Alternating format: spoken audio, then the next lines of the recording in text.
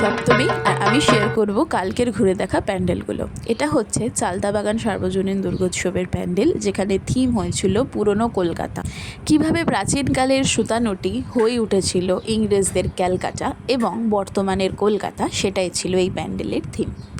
সেখান থেকে আমরা চলে গেছিলাম টালা প্রত্যয় দেখতে। টালা প্রত্যয়ের এবারের থিম হয়েছিল বীজ। বীজ মানুষের জীবনে এবং আমাদের কৃষক ভাইদের জীবনে কতটা মূল্যবান একটি সম্পদ, সেটাই ছিল এই প্যান্ডেলের থিম। এই প্যান্ডেলে খুব সুন্দরভাবে আমাদের কৃষক ভাইদের জীবনযাত্রা এবং গ্রাম্য পরিবেশের চাষবাস তুলে ধরা হয়েছে। সেখান থেকে আমরা গেছিলাম টালা সার্বজনীন। এটার একটা শর্টস ভিডিও আমি দিয়েছি। এখানকার থিম হচ্ছে Madhubani, which is my most favourite একটা থিম। মধুবানী পেন্টিংগুলো খুব সুন্দর করে ক্যানভাস পেপারের ওপরে এবং ক্যানভাস কাপড়ের ওপরে ড্র করা হয়েছিল। প্রত্যেকটা ক্যানভাস পেপারের ওপরে কাচনি স্টাইলে পেন্টিং করা হয়েছিল এবং প্যান্ডেলের ভেতরটা ভরা হয়েছিল ভার্নি স্টাইলে। বিভিন্ন রকমের রং, বিভিন্ন রকমের ডেকোরেশন। এখানে যেরকম সূর্য দেবতাকে পুজো করা হচ্ছে, পাশে কিছু মহিলারা মাথায় কলসি নিয়ে বা বরণডালা নিয়ে যাচ্ছে। এখানে একটা গরুর ছবি আঁকা হয়েছে। এবারে পুরো প্যান্ডেলটা আমি আপনাদেরকে ঘুরিয়ে দেখাচ্ছি। কত সুন্দর আর কত কালারফুল প্যান্ডেল, জাস্ট আপনারা দেখুন। মধুবানী এই কারণেই কিন্তু আমার ভালো লাগে, এটা হচ্ছে মায়ের মূর্তি, সেটাকে খুব সুন্দরভাবে তুলে ধরা হয়েছে এই মণ্ডপে। সেখান থেকে আমরা গেছিলাম দমদম ভারত চক্রর পুজো দেখতে। আমরা শুনেছিলাম খুবই নাকি সুন্দর হয়েছে, আর সত্যি লাইটিং এবং নিউক্লিয়ার বোমের যে কনসেপ্টটা এখানে দেখানো হয়েছে অনবদ্য, মায়ের মূর্তিতে কিন্তু এই ফোকাসটা দুর্ধর্ষ একটা রিফ্লেকশন ক্রিয়েট করছে। এবং সেখান থেকে গেছিলাম দমদম তরুণ দল বা দমদম পার্কের পুজোয়। এখানে থিম হয়েছিল বাংলায় যে স্ট্যাম্প প্রচলিত ছিল সেইটা। স্ট্যাম্প কিন্তু আমরা অনেকেই ছোটোবেলায় কম বেশি কালেকশন করেছি এবং এই স্ট্যাম্পের মাহাত্ম্য এবং গুরুত্বটা এখানে বোঝানো হয়েছে, এবং এটি হচ্ছে প্রতিমার মুখ। সেখান থেকে আমরা গেছিলাম দক্ষিণ পাড়ার পুজোয়। দক্ষিণ পাড়ার পুজো খুব ফেমাস না হলেও এখানে কিন্তু অনবদ্য এবং খুব সুন্দর ডেকোরেশন ছিল প্যান্ডেলের। প্রত্যেক বছর তারা করে এবং এখানে কিন্তু যাতায়াতের ব্যবস্থা এবং দর্শনার্থীদের সাফিসিয়েন্ট জায়গা থাকে ফটো তোলার বা শ্যুট করার বা মাতৃদর্শন করার। প্যান্ডেল কর্তৃপক্ষ কিন্তু এইটুকু জায়গাকে কাজে লাগিয়ে খুব সুন্দরভাবে ভিড় সামলানোর ব্যবস্থা করেছেন। প্যান্ডেল অনবদ্য এবং খুব সুন্দর লাইটিং দিয়ে সাজিয়ে তোলার চেষ্টা করা হয়েছে। এখানে কিন্তু দুজন লাইভ পারফরমেন্স, কন্টিনিউয়াসলি পারফরমেন্স দিয়ে যাচ্ছেন, এটা আমার কাছে খুব অ্যাপ্রিসিয়েবল। এটা হলো দেবীর রূপ।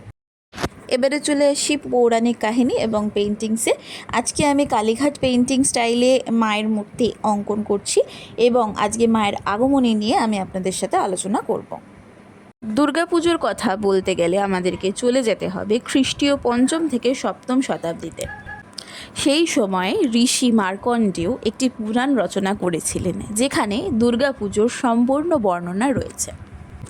এই পুরাণ থেকেই আমরা জানতে পারি ভগবান বিষ্ণু, ব্রহ্মাদেব এবং ভোলে মহেশ্বরীর সম্মিলিত শক্তিরূপে কিন্তু দেবী দুর্গার আবির্ভাব ঘটে মর্ত্য এবং স্বর্গলোকে অসুরের বিনাশের জন্য। এখানে বলে রাখি, মারীচ পুত্র কাশ্যপ এবং দক্ষপুত্রী দানুর সন্তান হলেন দানব বা অসুর কুল, এবং তাদের মধ্যে থেকেই রম্ভা অসুরের পুত্র হলেন মহিষাসুর, যাকে ভগবান ব্রহ্মা বর দিয়েছিলেন কোনো পৌরষিক শক্তি তাকে বধ করতে পারবে না।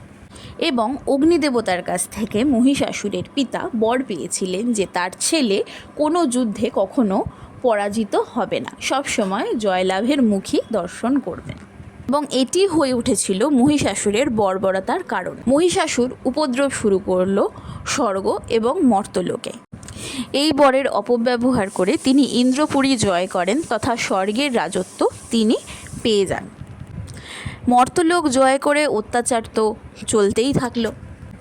এবারে ব্যাপার হচ্ছে তাকে দমন করা যায় কিভাবে। তখন ভগবান ব্রহ্মার বুদ্ধিতে ভোলে মহেশ্বর, বিষ্ণু এবং ব্রহ্মা, এদের 3 জনের সম্মিলিত শক্তির প্রতীক হিসাবে আবির্ভূত হলেন দেবী দুর্গা। মা দুর্গার 10টি হাতের 10টি অস্ত্র প্রদান করলেন 10 রকমের দেবতা, এবং বাহন হলেন সবথেকে শক্তিশালী প্রাণী সিংহ। মা দুর্গাকে সুদর্শন চক্র দিয়েছিলেন ভগবান বিষ্ণু, ত্রিশূল দিয়েছিলেন ভোলে মহেশ্বর, শঙ্খ দিয়েছিলেন বরুণদেব, বজ্র দিয়েছিলেন ইন্দ্রদেব, গদা দিয়েছিলেন যমরাজ, তীরধনুক দিয়েছিলেন পবনদেব, কুঠার দিয়েছিলেন বিশ্বকর্মা, খাঁড়া বা তলোয়ার দিয়েছিলেন গণেশ এবং ব্রহ্মা দিয়েছিলেন পদ্ম। শঙ্খধ্বনি দিয়ে যুদ্ধের সূচনা করে 10টি অস্ত্র 10 রকমভাবে কাজে লাগিয়ে অবশেষে ত্রিশূল দিয়ে হয় অসুরবধ। অসুরবধের প্রাককালে মহিষাসুর দেবীর চোখে বারবার ধুলো দেওয়ার চেষ্টা করেছিলেন, নিয়েছিলেন বিভিন্ন রকমের রূপ, হাতি, সিংহ, এমনকি মানুষ রূপেও কিন্তু দেবীর সঙ্গে তার যুদ্ধ হয়েছিল। অবশেষে তিনি পরাজয়ের মুখ দেখতে পেয়ে কিন্তু মহিষের মধ্যে ঢুকে যায় এবং অনেক ছলবল কৌশলের সাহায্যে কিন্তু তিনি দেবীকে পরাজয় করার চেষ্টা করেন, কিন্তু অবশেষে তিনি সাফল্য লাভ করতে পারেননি। দেবী দুর্গা তার বিচক্ষণতা এবং বুদ্ধিমত্তার পরিচয় দিয়ে মহিষের ভেতর থেকে অসুরকে টেনে বার করেন এবং তখন থেকেই মহিষাসুর বধের পালা চলে আসছে। যদিও আমরা মহিষাসুরকে মানুষ রূপেই দেখতে পাই, তবুও এই মহিষাসুরের নেওয়া বিভিন্ন রূপ কিন্তু বুঝিয়ে দেয় মানুষ প্রাণী নির্বিশেষে যে কোনো কারোর মধ্যে কিন্তু একটা মহিষাসুরের ঘৃণ্য দিক লুকিয়ে থাকতে পারে। এবং ঠিক সেরকমভাবেই দেবীর আগমনী কিন্তু বুঝিয়ে দিচ্ছে সব সময় খারাপের ওপর ভালোর জয় নির্ধারিত। যে ভুল করবে সে শাস্তি পাবে, সে তার প্রাণ দিয়েই হোক না কেন, এটা কিন্তু নির্ধারিত নিয়ম। যাই হোক, কথা বলতে বলতে আমার ড্রয়িংটা কমপ্লিট হয়ে গেল। এই ড্রয়িংটা আমি ফেসবুক থেকে পেয়েছি। এটা ফাইনাল লুক। কেমন লাগলো অবশ্যই কমেন্টে জানাবেন। টাটা।